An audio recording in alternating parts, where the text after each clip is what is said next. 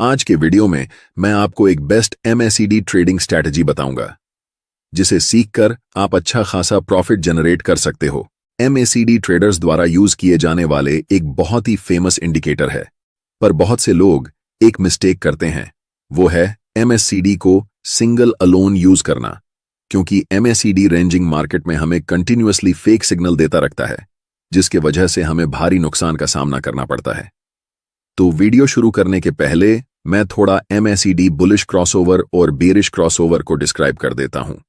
MACD का मतलब moving average convergence divergence होता है। एमएसीडी में मेनली दो लाइनें होती हैं, एमएसीडी लाइन और सिंगल लाइन।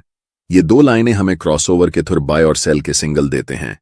तो जब जीरो लाइन के नीचे एमएसीडी लाइन सिग्नल लाइन को नीचे से ऊपर की तरफ क्रॉस करता है तो ये एक बुलिश क्रॉसओवर होता है, मतलब ये एक बाई का सिग्नल है।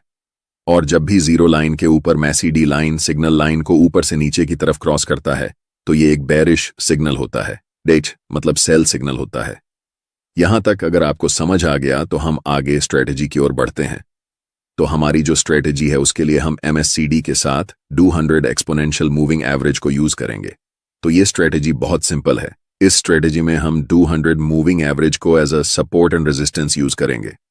तो जब 200 एक्सपोनेंशियल मूविंग एवरेज प्राइस के ऊपर होता है तो ये रेजिस्टेंस का काम करता है, और जब 200 एक्सपोनेंशियल मूविंग एवरेज प्राइस के नीचे होता है तो ये सपोर्ट का काम करता है। आइए स्ट्रेटेजी को एग्जाम्पल की हेल्प से समझते हैं।